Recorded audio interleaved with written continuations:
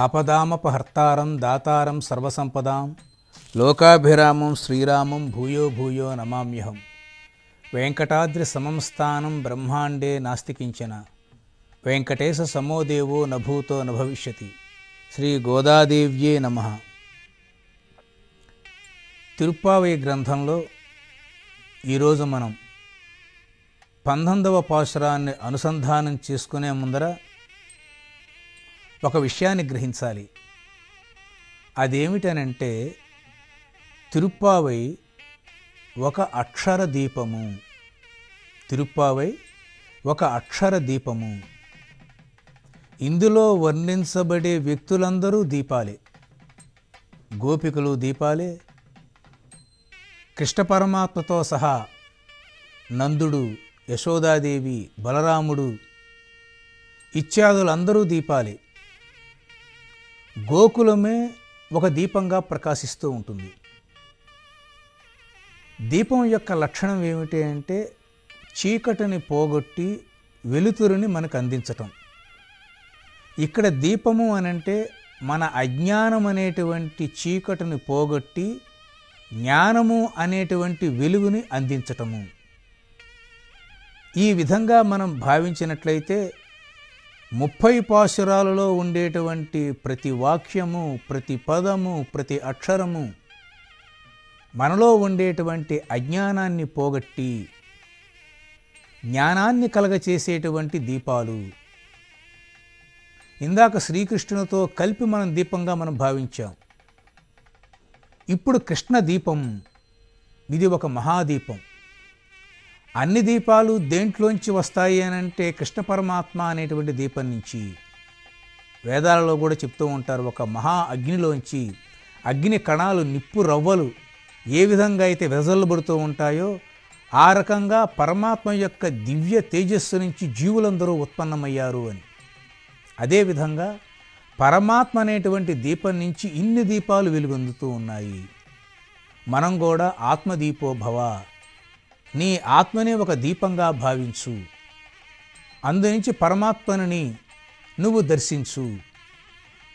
కాబట్టి సమస్తమైన మానవ జీవనానికి లౌకికంగా దీపము మంగళకరము, దీపము జ్ఞానకారకము, దీపము మోక్షకారకము. కాబట్టి తిరుప్పావై అనుసంధానం వల్ల మనమే ఒక మహాదీపంగా వెలుగొందాలి. అజ్ఞానం పోయి జ్ఞాన దీపంగా మనం ప్రకాశించాలి. మనం దీపంగా ప్రకాశిస్తూ ఇతర దీపాలను మనం వెలిగించగలగాలి. అటువంటి ఒక మహోన్నతమైనటువంటి లక్షణం ఈ తిరుప్పావైలో కనిపిస్తూ ఉంటుంది. జీవితము అనేటువంటి ఆ ప్రమిదిలో భక్తి అనేటువంటి నూనెను పోసి, జ్ఞానము అనేటువంటి ఒత్తిని వేసి, మోక్షము అనేటువంటి ఆ దీప జ్వాలను కనుక వెలిగించినట్లయితే ప్రతి వ్యక్తి ఒక మోక్ష దీపంగా ప్రకాశిస్తూ ఉంటాడు. అటువంటి మోక్ష దీపంగా మనం వెలుగొందాలి అనంటే తిరుప్పావై అనేటువంటిది ఒక అద్భుతమైనటువంటి అవకాశము. బృందావనంలో ప్రవహించేటువంటి యమునా నది కూడా ఒక జలదీపమే. ఆకాశంలో ప్రకాశించే ఉదయం పూట సూర్యుడు ఒక దీపం, రాత్రిపూట చంద్రుడు వెన్నెల దీపం, శ్రీకృష్ణ పరమాత్మ జ్ఞానదీపం. కాబట్టి ఇటువంటి దీప సమూహంతో కూడుకున్నటువంటి ఈ తిరుప్పావై అక్షర దర్శనం, తిరుప్పావై అక్షర దీపం అన్నాం కదా, ప్రతి అక్షర దీప దర్శనం వల్ల మనలో ఉండేటువంటి ఆ అజ్ఞానపు చీకటి తెరలన్నీ తొలగిపోయి జ్ఞానం కలిగి కృష్ణ పరమాత్మని దర్శనం చేసుకోవాలి అనేటువంటి ఆండాళమ్మ వారి యొక్క అభిప్రాయం మనకందరికీ ఒక మార్గదర్శకంగా ఉంటుంది. ఈ నేపథ్యంగా మనం తిరుప్పావైలోని 19వ పాశురాన్ని మనం అనుసంధానం చేసుకుంటున్నాము. కుత్తు విళుక్క ఎరయ కోట్కాల్ కట్టిల్ మేల్ மெத்தன்ற பஞ்சசயனத்தில் மேல் ஏறி கொத்து வளர் பூங்கழல் நப்பின்னை கொங்கை மேல் வைத்த கிடந்த மலர் மார்பாவாய் திருவாய் மைத்தடங் கண்டினாய் நீ உன் மணாளனை எத்தனை போதும் துயிலத் வட்டாயுகான் எத்தனை ஏலும் பிரிவு ஆத்த கில்லாயால் తత్వ మన్రం తక్కువ ఏలో రెంబావాయ్. చక్కగా తమిళంలో గాన పద్ధతిలో రచింపబడినటువంటి ఈ పాశురంలో ఆండాళ్ళమ్మవారు కుత్తు విళుక్కు ఎరియా, చాలా చోట్ల అమ్మవారు ఈ పాశురాల్లో దీపాన్ని ఎక్కువగా వర్ణిస్తూ ఉంటారు. ఆవిడ చాలా ఇష్టం దీపవర్ణన అంటే, అమ్మవారికి చాలా ప్రీతి ఎక్కువ. సహజంగా ఆడవాళ్ళందరికీ దీపారాధన చేయటం అంటే, కార్తీక మాసంలో దీపారాధన చేయటం అంటే, దేవాలయాల్లో దీపారాధన చేయటం అంటే ఆడవాళ్ళకందరికీ ఎంతో ఇష్టం. అటువంటి మహిళల ఇష్టాన్ని చక్కగా ప్రచోదన చేస్తూ అమ్మవారు అనేక దీపవర్ణనలు తిరుప్పావేలో చేయటం జరిగింది. నీలాదేవిని ప్రార్థించింది ఆండాళ్ళమ్మవారు తన గోపికలందరితో కలిసి గత పాశురంలో. ఆవిడ పడుకున్నటువంటి మంచం ఎలా ఉందనంటే కుత్తు విళక్కు ఎరియా, ఆ మంచం చుట్టూత చక్కగా దీపాలన్నీ వెలుగుతూ ఉన్నాయంట. గుత్తు గుత్తు దీపాలు అంటే ఇలా పంచముఖాలు ఉంటాయి, ఒక దీపానికి 5 ఒత్తులు వేసుకోవడానికి వీలుగా ఉంటాయి. అటువంటి దీపాలు గుత్తులు గుత్తులుగా ఆ యొక్క మంచం చుట్టూత ప్రకాశిస్తూ ఉన్నాయి. మన సంప్రదాయం ఏం చెప్పిందంటే, ధర్మశాస్త్రం కూడా రాత్రిపూట పడుకునేటువంటి గది చీకటిగా ఉండకూడదు. చాలామంది ఇప్పుడు చీకట్లో పడుకోవటం ఒక అలవాటు, నో లైట్ అంటూ ఉంటారు. కానీ వెలుతురు లేకుండా నిద్రపోకూడదు, అది శ్మశాన చీకటితో సమానము అని శాస్త్రం. అందువల్ల బెడ్ లైట్ అనేటువంటి ఒక అలవాటు ఉంది. కాబట్టి ఎక్కడైనా సరే వెలుతురు లేకుండా మానవులు ఉండకూడదు జీవనంలో. ఇక్కడ కూడా ప్రాచీన కాలం కాబట్టి ఆ ప్రాచీన కాలాన్ని స్ఫురింపచేసే విధంగా మంగళకరమైన దీపాలు ఆ పడక గదిలో ప్రకాశిస్తూ ఉన్నాయి. అంతేకాకుండా కోట్టుకాల్ కట్టిల్ మేల్, అమ్మవారు పడుకున్న మంచం ఎటువంటిది అని అంటే ఏనుగు దంతాలతో చేయబడినటువంటి మంచము. అటువంటి మంచం మీద నీలాదేవి శ్రీకృష్ణ పరమాత్మ శయనించి ఉన్నారు. శ్రీకృష్ణ పరమాత్మకి ఎక్కడవయ్యా ఈ ఏనుగు దంతాలు? ఆయన ఆవులు కాచుకునేటువంటి వ్యక్తి కదా, ఆయనకి ఎక్కడు ఏనుగు దంతాలు అని అంటే, కంసుని వధించటానికి మధురా నగరానికి వెళ్ళినప్పుడు ఆయన కువలయాపీడము అనేటువంటి ఏనుగును వధించాడే, అదుగో ఆ ఏనుగు దంతాలతో తయారు చేయబడినటువంటి మంచం ఇది. అంటే శ్రీకృష్ణుని యొక్క పరాక్రమాన్ని గుర్తు. శ్రీకృష్ణుడు వీరుడు కదా, అప్పుడు నీలాదేవి ఏమవుతుంది? వీరపత్ని, వీరునికి భార్య. కాబట్టి ఆవిడికి ఆ ఏనుగు దంతాలతో చేయబడిన మంచం మీద పడుకోవటమే ఇష్టం. మరికొంతమంది సంప్రదాయాభిజ్ఞులు ఏమని చెప్తూ ఉంటారంటే, నీలాదేవిని వివాహం చేసుకోవటం కోసం కృష్ణ పరమాత్మ కాలనేమి కొడుకులు ఎవరైతే ఉన్నారో వాళ్ళు ఎద్దుల రూపంలో ఉంటే వారిని అందరినీ వధించి ఆ కొమ్ములతో తయారు చేయబడిన మంచము అని రెండో అర్థం చెప్తూ ఉంటారు. ఏది ఏమైనా అది కూడా వీరత్వానికి ప్రతీక.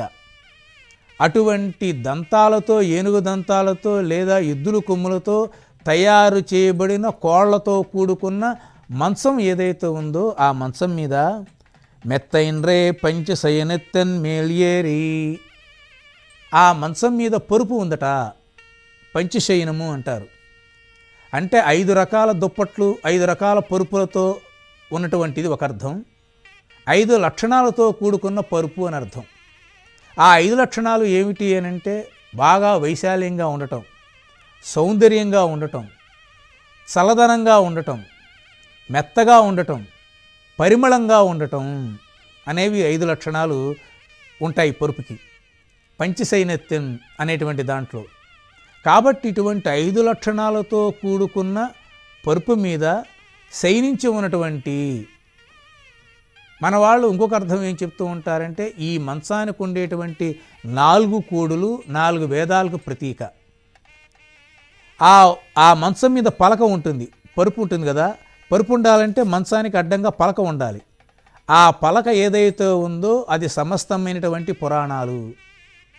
ఆ పరుపు ఏదైతే ఉందో అది ఇతిహాసము, శాస్త్రాదులు. కాబట్టి వేదవేద్యుడైనటువంటి శ్రీకృష్ణ పరమాత్మ 4 వేదాల కోడులతో, ఇతిహాస పురాణాలతో, శాస్త్రాదులు ఇతరమైన అంశాలతో కూడుకున్నటువంటి ఆ మంచం మీద స్వామివారు శయనించి ఉన్నారు. ఇది ఒక అద్భుతమైనటువంటి ప్రతీక. సకల లోకాలను పాలించేటువంటి పరమాత్మకి మంచం అంటే ఇంకేది ఉండాలి? ఇప్పుడు ఈ రోజుల్లో అనేక రకాల మంచాలు రకరకాల ప్యాషన్లతో వస్తూ ఉన్నాయి. కానీ పరమాత్మ పడుకునేటువంటిది ఆయన వేదాలే కోడులుగా కలిగినటువంటి మంచం మీద, ఉపనిషత్తులు మితమైనటువంటి పలకలు ఏవైతే ఉంటాయో ఆ పలక మీద, పురాణ ఇతిహాసాదాలకు సంబంధించిన పరుపు మీద శయనించడం, అది ఆయన యొక్క ఉన్నతమైన తత్వానికి ప్రతీక. అమ్మవారు ఆ రకంగానే ఊహించింది, అద్భుతంగా ఊహించింది. పైగా ఆ పరుపు ఎటువంటిదంటే సహజంగానే చల్లదనాన్ని కలగచేస్తుంది, కమ్మని వాసన పరిమళం కలిగి ఉంటుంది, మెత్తగా ఉంటుంది, చల్లగా ఉంటుంది, వైశాల్యంగా ఉంటుంది. ఇవన్నీ లక్షణాలు. ఇటువంటి దివ్య లక్షణ శోభితమైనటువంటి వేద సౌభితమైనటువంటి ఆ యొక్క మంచం మీద అమ్మవారు అయ్యవారు శయనించి ఉన్నారు. ఇటువంటి మంచం మీద కొత్తు అలరు పూంగొంగుళ్ నప్పిన్నై కొంగిమేల్ వైత్యుడ కింద మలర్ మార్పావాయ్ తిరువాయ్. అటువంటి మంచం మీద అమ్మవారు తలలో చక్కగా గుత్తులు గుత్తులు కలిగినటువంటి పూలను పెట్టుకుంది అమ్మవారు. సహజంగా స్త్రీల సౌభాగ్యానికి కొప్పులో పీలు పుట్టుకోవటం అనేటువంటిది ఒక సహజమైన లక్షణం. కొత్తు అలరు పొంగొగుళ్ నప్పిన్నై, అటువంటి పూల గుత్తులు కలిగినటువంటి ఆ యొక్క నీలాదేవి యొక్క హృదయ పలకం మీద స్వామివారు శయనించి మాట్లాడకుండా ఉన్నారు. ఆ విధంగా మాట్లాడకుండా ఉండటం, ఓ శ్రీకృష్ణ నీకు తగునా, నువ్వు పలకవలసింది అని వీళ్ళందరూ కృష్ణుని ప్రార్థించారు. మైత్తడం కండినాయ్ నీ ఉన్ మణాళనై ఎత్తునై పోదుం తుయిలలో వట్టాయిగాన్ అన్నారు. అమ్మా ఓ నీలాదేవి, మెత్తడం కండినాయ్, మైత్తడం అంటే కాటుక, కాటుకను పెట్టుకున్నటువంటి సోయగమైన కన్నులతో నీవు నీ హృదయ పలకం మీద ఉండేటువంటి స్వామివారిని ఒక్క క్షణమైనా విడవకుండా ఆయన నిద్ర నుంచి లేపటానికి నీవు ఇష్టంగా లేవు. ఇది ఎట్లాగమ్మా? నీ పాదాలను ఆశ్రయించి నిన్ను నమ్ముకుని మేమంతా వస్తే నువ్వు ఈ విధంగా స్వామివారిని లేపకుండా ఉండవచ్చా? ఎత్తనే ఏలు కొంతసేపైనా సరే పిరువు ఆత్తక్కిలియాల్, నీవు అతను వదిలి ఉండటం లేదు. తత్తువన్ మన్రు తకవ ఏలోరంబావాయ్, ఇది నీ యొక్క స్వభావానికి స్వరూపానికి విరుద్ధంగా ఉంది తల్లి, కాబట్టి మమ్మల్ని కటాక్షించు అని ఈ యొక్క పాసురంలో గోపవనితులందరూ నీలాదేవిని ప్రార్థిస్తూ ఉన్నారు. ఇది ఒక అద్భుత రమణీయమైనటువంటి పాసురం. ఆండాళమ్మ వారి యొక్క భావనలు ఉన్నాయే, అది ప్రపంచ సాహిత్యంలో మీరు కాగడా పెట్టి వెతికినా సరే కనిపించవు. ఎంత ఆర్ద్రమైన భావనలు, ఎంత సహజమైనటువంటి ఆ భావనలు, మానవ హృదయానికి స్త్రీల యొక్క హృదయానికి దగ్గరగా ఉండేటువంటి భావనలు, ఎటువంటి కఠిన మనస్కులనైనా కరిగించేటువంటి భావనలు. ఇది నేర్చుకోవాలి ఈ జాతి. ఈ జాతికి రావాల్సింది ఒక మర్యాద, ఒక మన్నన, ఒక మాటలాడేటువంటి తీరు, ఒక కార్య సాధనకు అవసరమయ్యేటువంటి భక్తి ప్రపత్తులు ఏ విధంగా ఉండాలో, ఏ విధంగా ఉంటే ఏ రకమైన ప్రయోజనం కలుగుతుందో ఇదిగో ఈ పాసురం ద్వారా మనం తెలుసుకోవచ్చు. అమ్మవారి యొక్క రూప సౌందర్యాన్ని అభివర్ణించింది ఆండాళ్ళమ్మవారు గత పాసురంలో. అమ్మవారు చక్కగా సహజమైనటువంటి సుగంధంతో కూడినటువంటి కురులు కలిగింది ఆవిడ, గాజులు ధరించింది, శరీరం చాలా సౌందర్యంగా ఉంది. అందులో చేతులు పద్మాలులాగా ఎర్రగా పట్టుకుంటే చాలు కందిపోతాయేమో అన్నట్టుగా ఉన్నాయి అని గత పాసురంలో అమ్మవారిని అభివర్ణించారు ఈ గోపవనితులందరూ. ఇప్పుడు ఈ పాసురంలో వర్ణిస్తున్నారు. అమ్మా, నువ్వు శయనించి ఉన్నటువంటి ఆ మంచం వేదాలకు ప్రతీక, ఉపనిషత్తులకు ప్రతీక, పురాణ ఇతిహాస శాస్త్రాదులకు ప్రతీక. ఆ వెలిగేటువంటి దీపాలను దర్శిస్తే చాలు మాలో ఉండేటువంటి అజ్ఞానం అంతా పోతుంది. అవి మోక్ష దీపాలుగా ప్రకాశిస్తూ ఉన్నాయి. అటువంటి మోక్ష దీపాలతో కూడుకున్న వేదతత్వంతో కూడుకున్న ఆ మంచం మీద పరుపు మీద నువ్వు స్వామివారితో పడుకుని ఉన్నటువంటి ఈ దృశ్యం చూస్తే చాలు, ఇంకా మేమేం వేరే ఏ వ్రతాలు చేయాల్సిన పని లేదు, ఏ పూజలు చేయాల్సిన పని లేదు, మీరే మాకు మోక్షాన్ని కలిగించేటువంటి ఈ జగత్తుకి జననీ జనకులు తల్లిదండ్రులు మీరే. అటువంటి తల్లిదండ్రులైన మిమ్మల్ని చూసి మేము ఎంతో ఆనందపడుతున్నాము. ఇలా చూడవచ్చా? భార్యాభర్తలు పడుకుని ఉంటే కిటికీలోంచి వాళ్ళు ఎట్టా పడుకున్నారో చూడవచ్చా అనే ఒక ప్రశ్న ఉదయిస్తుంది. కానీ ఇది జీవలక్షణం. తల్లిదండ్రులు ఒకే మంచం మీద ఒకే చోట పడుకున్నా సరే పిల్లలు స్వేచ్ఛగా వెళ్ళి అమ్మా నాన్నల మీద పడి ఆడుకోవటము, మాట్లాడించడం ఇవన్నీ చేస్తూ ఉంటారు. ఇవి మన సంసారాల్లో ఉండేటువంటి సహజమైన లక్షణం. తల్లిదండ్రులకి అటువంటి ఏ రకమైన అభిప్రాయాలు ఉండవు, మనకి ఉండవు. కాబట్టి మనం అందరం ఆ లక్ష్మీనారాయణుల యొక్క పిల్లలము. మనం అందరము ఆ నీలాదేవి కృష్ణ పరమాత్మ యొక్క పిల్లలం. ఈ జగత్తు అనేటువంటి సంసారానికి తల్లిదండ్రులు ఈ నీలాదేవి కృష్ణ పరమాత్మ. కాబట్టి వారిని సేవించుకోవడంలో తప్పు లేదు. ఏకశయ్యాగతులే ఉన్నటువంటి వారిని చూడటం వలన పుణ్యమే తప్ప ఎటువంటి చెడు భావన రాదు. ఇది గ్రహించాలి. తల్లిదండ్రులు ఒక చోట ఉంటే పిల్లలకందరికీ చెడు భావన రాదు. ఇంకా ఎంతో సంతోషంగా ఉంటుంది. అమ్మా నాన్న ఒక చోట ఉండి మాట్లాడుకుంటూ ఉండి వీళ్ళ మాటలు ఆలకిస్తూ ఉంటే, తల్లిదండ్రులకు కలిసి అన్నం తింటూ ఉంటే, తల్లిదండ్రులతో కలిసి ప్రయాణం చేస్తూ ఉంటే, ఒక దేవాలయానికి వెళితే ఎంతో ఆనందం. కాబట్టి జగత్తుకు తల్లిదండ్రులైనటువంటి నీలాదేవి కృష్ణ పరమాత్మ పడుకున్నటువంటి శయ్యను చూడటం వల్ల దోషం లేదు, పుణ్యమే తప్ప. కాబట్టి ఓ నీలాదేవి అటువంటి దివ్యమైనటువంటి లక్షణంతో విరాజిల్లుతూ నీ యొక్క కొప్పులో కమ్మని పరిమళాలు వెదజల్లేటువంటి పూలు నువ్వు పెట్టుకున్నావు. అసలు అమ్మవారి యొక్క జుట్టే సుగంధం, మంచి వాసన. అందులో మళ్ళీ మంచి వాసన వచ్చేటువంటి పూలు నువ్వు పెట్టుకున్నావు. ఇటువంటి వైలక్షణ్యంతో ఉండేటువంటి నీ యొక్క వక్షస్థలం మీద స్వామివారు శయనించి ఉన్నారు. ఇటువంటి శయనించి ఉన్నటువంటి స్వామివారి గురించి మేము నీకు చెప్తున్నాము, కానీ నువ్వు ఆయన్ని మాత్రం నిద్రలేపటం లేదు. స్వామివారి పట్ల నీకున్నటువంటి అనురక్తికి ఇది ఒక కారణం. ఆ అనురక్తి మూలంగా అయ్యో స్వామివారు తెల్లారుజామున నిద్రలేస్తే ఆయన నిద్ర సరిగ్గా నిద్రపోలేదో లేదో, మళ్ళీ తెల్లారు లేచింది ఆయన ఏం పనులు చేస్తారు అనేటువంటి నీ ప్రేమ భావన చేత స్వామివారు పడుకుని ఉంటే ఆయన నువ్వు నిద్రలేపటం లేదు. కానీ మాకందరికీ తెలుసు ఈ మాటలన్నీ పడుకున్న కృష్ణుడు వింటున్నాడు. ఆయన నిజంగా నిద్రపోతే అది వేరే సంగతి. కానీ ఆ నిద్ర మాయా నిద్ర. నిద్రపోతున్నట్టుగా ఉంటాడు తప్ప ఏమి నిద్రపోడు. ఆయన నిద్రపోతే జగత్ ఏమైపోవాలి? కాబట్టి కృష్ణ పరమాత్మ నువ్వు ఇవన్నీ వింటూ కూడా ఒక్క మాట కూడా నువ్వు మాట్లాడవే అని మళ్ళీ గోపవనితులు కృష్ణ పరమాత్మని అన్నారు. అయినా సరే కృష్ణ పరమాత్మ కిమ్మెనలేదు. ఎందువల్ల అంటే ఆయన నీలాదేవి అధీనుడు. శ్రీ వైష్ణవ సంప్రదాయంలో ఒక అంశం ఏంటంటే లక్ష్మీదేవి పురుషకారము. లక్ష్మీదేవి ద్వారా నారాయణ్ణి చేరుకోవాలి. ఆవిడ చెప్తుంది ఈ విధంగా ఈ విధంగా అంటే అప్పుడు స్వామివారు ఆ విధంగా పనిచేస్తారు. ఇక్కడ కూడా నీలాదేవిని ప్రార్థించారు. తనను కూడా మాట్లాడట్లేదు అని అన్నారు నిష్ఠూరంగా. అయినా సరే నీలాదేవి చెప్పకుండా లేవకూడదు తాను. అది అది అది మర్యాద భంగం అవుతుంది. అది అమ్మవారు తన పట్ల ఉండేటువంటి ప్రీతికి భంగకరంగా ఉంటుంది. కాబట్టి అమ్మవారే చెప్పాలి, స్వామి మీకోసం భక్తులు వచ్చారు, ఏదో వ్రతమట, ఏదో ఉపకరణాలు కావాలట, మీరు నిద్రలేచి ఇదిగో మీరు అనుకూలంగా వారికి వరాలు ఇవ్వవలసింది అని నీలాదేవి చెప్పాలి. నీలాదేవి చెప్పాలి అంటే నీలాదేవిని ప్రసన్నం చేసుకునేటువంటి భక్తి తత్వం అవతల వారికి ఉండాలి. ఈ రహస్యం తెలుసుకున్నారు కాబట్టే గోపవనితులందరూ విశేషించి ఈ 2 పాసురాలలో అమ్మవారిని కీర్తిస్తూ ఉన్నారు.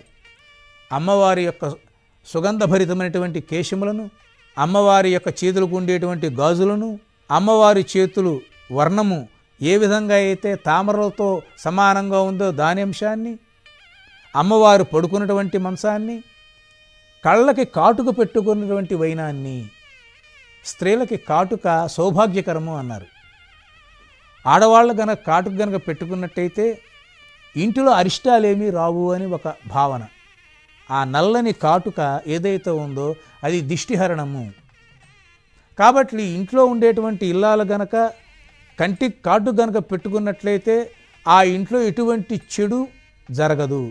ఇలా సహజ సిద్ధమైనటువంటి మంగళ ద్రవ్యాలు ఇంట్లో లేకపోవటం కూడా ఒక అరిష్టమే. కాబట్టి మహిళలందరూ ఎట్లా ఉండాలి అనేటువంటిది ఈ పాసురాలు అమ్మవారు చెప్తుంది. చక్కగా పూలు పెట్టుకోవాలి, చక్కగా గాజులు వేసుకోవాలి, ఎల్లప్పుడూ ఆయా సమయాల్లో తలంటు స్నానాలు చేసి కూరలను శుభ్రంగా ఉంచుకోవాలి. ఎందుకంటే నెత్తి మీద ఉండేటువంటి జుట్టు పాపానికి సంకేతము. పుణ్య కార్యక్రమాలలో పుణ్యావాచన సంప్రోక్షణ చేయటం వల్ల, పర్వదినాలలో తలంటు స్నానం వల్ల, వివిధ రకమైనటువంటి ద్రవ్య లేపనం వల్ల ఆ జుట్టుకు ఉండేటువంటి పాపాన్ని పోగొట్టుకోవాలి. కాబట్టి అటువంటి కేశవర్ణన చేస్తూ అమ్మవారి యొక్క కాటూను గురించి కూడా అభివర్ణిస్తూ స్త్రీలు ఏ విధంగా ఉండాలో ఈ పాసురంలో అమ్మవారు మనకి తెలియచేస్తూ, ఎత్తనే ఏలుం పిరువ అత్తకిళ్ళాయాల్, అమ్మా కాసేపైనా నువ్వు స్వామివారిని వదలకపోతే ఎట్లాగా, ఇది నీ స్వభావానికి విరుద్ధము అన్నారు. అమ్మవారి యొక్క లక్షణం ఏంటంటే స్వామివారుని ఏ భక్తులు ఎవరైతే కోరుతూ ఉంటారో తన ద్వారా ఆ భక్తులకందరికీ అనుగ్రహింప చేయటము. ఇది అమ్మవారి యొక్క లక్షణం. పురుషకారం అంటే అది. కాబట్టి నేను మిమ్మల్ని శరణాగతి కోరి వచ్చాము. అన్యథా శరణం నాస్తి త్వమేవ శరణం మమ, నీవు తప్ప మాకు ఇంకెవరు లేరు అనేటువంటి భావనతో మేము నిన్ను ప్రార్థిస్తూ ఉంటే నువ్వు ఎందువల్ల ఆ యొక్క కృష్ణ పరమాత్మను నిద్రలేపవు? కృష్ణుని యొక్క కథాగానం మీరు చేస్తున్నారు, మేము చేస్తున్నాము. కాబట్టి నువ్వు ఓ తల్లి దయదలిచి మమ్మల్ని ఈ విధంగా చేయవలసింది, అనుగ్రహించవలసింది అని గోపవనితులందరూ అమ్మవారిని ప్రార్థించేటువంటి ఈ పాశురంలో కులవిళిత్తు ఎరియా అనేటువంటి గొప్ప పాశురం ఇది. కాబట్టి శయ్యాగారంలో పడుకున్నటువంటి గదిలో ఎప్పుడూ ఒక దీపం వెలుగుతూ ఉండాలి. శయ్యాగారంలో ఆడవాళ్ళు ఎప్పుడూ చక్కగా పూలు పెట్టుకోవాలి, గాజులు పెట్టుకోవాలి, కాటుకు పెట్టుకోవాలి. నిరంతరము పుణ్యప్రదమైనటువంటి పూజా కార్యక్రమాలన్నీ తలస్నానం చేసి నిర్వహిస్తూ ఉండాలి. తమ భర్తల ద్వారా సత్కార్యక్రమాలకి ప్రోత్సాహం చేస్తూ ఉండాలి. పేదవారినందరినీ ఆదుకుంటూ ఉండాలి. అటువంటి వారి యొక్క కోరికలు నెరవేరుస్తూ ఉండాలి అని సామాన్య గృహిణులకందరికీ ఒక మార్గదర్శకమైనటువంటి సూచన ఇందులో మనకు కనిపిస్తూ ఉంది. ఇంకా కృష్ణ పరమాత్మ యొక్క వర్ణన చెప్పాల్సిన పని లేదు. అటువంటి కృష్ణ పరమాత్మ అమ్మవారికి అధీనుడు. అమ్మవారికి అధీనుడైనటువంటి కృష్ణ పరమాత్మని మనం పొందాలంటే అమ్మవారిని శరణాగతి చెయ్యాలి. కాబట్టి శ్రీవైష్ణవ సంప్రదాయంలో అమ్మవారిని శరణాగతి చేసి ఆ తర్వాత అయ్యవారిని కనుక ప్రార్థించినట్లయితే సమస్తమైన కోరికలు నెరవేరుస్తారు. ఓ స్వామి, మేము ఇంత నిన్ను ప్రార్థించినా పలకవేమి అని గోపవనితులు అన్నప్పటికీ కృష్ణ పరమాత్మ మారు మాట్లాడకుండా ఉన్నాడు అనంటే అర్థమేమిటి? ఇంకా నీలాదేవి చెప్పల, స్వామి మీరు వెళ్ళి ఆ గోపవనిత కోరికలు నెరవేర్చండి అని చెప్పిన మరుక్షణమే స్వామివారు మనల్ని అందరినీ అనుగ్రహిస్తూ ఉంటారు. కాబట్టి ఇటువంటి అమ్మవారి యొక్క కీర్తన, కృష్ణ పరమాత్మ యొక్క కీర్తనలు గనక ఎక్కడైతే మనం చెప్పుకుంటూ ఉంటామో అక్కడల్లా శుభాలు జరుగుతూ ఉంటాయి. వర గోవింద కథాసుధారస మహావర్షోరు ధారా పరం పరలంకాక బుధేంద్రచంద్ర ఇతరోపాయాను రక్తిన్ బ్రవిస్తర దుర్దాంత దురంత దుస్సహజ్జను సంభావితానేక దుస్తర గంభీర కఠోర కల్మషక నద్దావారణం వారునే అంటాడు పోతన. కాబట్టి ఈ వర గోవింద కథాసుధారస మహావర్షోరు ధారా పరం పరలంకాక, గోవిందుని యొక్క కథలు అనేటువంటి ఆ అమృత వర్షం కురవకుండా మానవుల్లో ఉండేటువంటి ఈ పాపము, తాపము, శోకము అనేటువంటి ఈ అగ్ని చల్లారాలి అనంటే కృష్ణ పరమాత్మని యొక్క కథ అమృత వర్షం కురవాలి. కురిస్తే అప్పుడు మన యొక్క శరీరాలు శాంతిస్తాయి, మన జీవితాలు శాంతంగా ఉంటాయి, ఈ సమాజమే శాంతంగా ఉంటుంది. అంతే తప్ప ఇతర వాళ్ళ గురించి రంధ్రాన్వేషణ చేస్తూ, ఇతర వాళ్ళ యొక్క గొప్పదనానికి అసూయ పెడుతూ, తమ యొక్క కష్ట నష్టాలకు ఇతరే కారకం అని సంభావన చేస్తూ, తమ యొక్క కర్మకు తమ పాపపుణ్యాలే మూలమని భావించకుండా ఇతరులు దానికి మూలమని భావిస్తూ, నిత్యము అరిషడ్వర్గాలతో బాధపడుతూ పేరుకి మనం ఇట్లా ఉన్నా మన శరీరంలో లోపల ఎన్నో రకాల బాధలు ఉంటూ ఉంటాయి, ఎన్నో రకాల తాపాలు ఉంటూ ఉంటాయి. అవి ఎప్పటికీ తీరవు, ఆరవు, చల్లారవు. మానవ జీవితం ఒక సక్రమంగా, ఒక నియమబద్ధంగా, ఒక తృప్తిగా ఉండాలి అనంటే ఆధ్యాత్మిక భావన ఉంటే తప్ప సాధ్యపడదు. అటువంటి ఆధ్యాత్మిక భావనకు కృష్ణ పరమాత్మ యొక్క కథల సుధల వర్షము కురిస్తే మనలో ఉండేటువంటి రకరకాల పాపాల కోరికల అగ్ని చల్లారుతుంది. అటువంటి అగ్ని చల్లారటానికి తిరుప్పావై లాంటి మహోన్నతమైనటువంటి పాశురాలు, అమ్మవారి యొక్క ఆశీస్సులు మనకు గనక లభించినట్టయితే మన జీవితం ధన్యమవుతుందని చెప్పి సంభావన చేస్తూ, మరొక పాశురంలో ఆండాళ్ తల్లి ఏ విధంగా తన యొక్క మధురమైన భావనలు వ్యక్తీకరించి మహిళలందరూ ఎలా తరించాలో, మానవులందరూ ఎలా తరించాలో, ఎంత సులభంగా ఈ జీవనాన్ని ఆధ్యాత్మిక సుందర బంధురంగా చేసుకుని జీవన ప్రయాణం చెయ్యాలో, ధర్మ మార్గంలో కొనసాగాలో తెలియచేస్తూ ఉంటుంది. అటువంటి పాసురాలను విని మన జీవితాన్ని ధన్యం చేసుకోవలసిందిగా కోరుకుంటూ, స్వోచ్ఛిష్ట మాలిక బంధ గంధ బంధురజిష్ణవే విష్ణుచిత్తు తనూజాయే గోదాయే నిత్యమంగళం. సర్వే జనా సుఖినో భవంతు.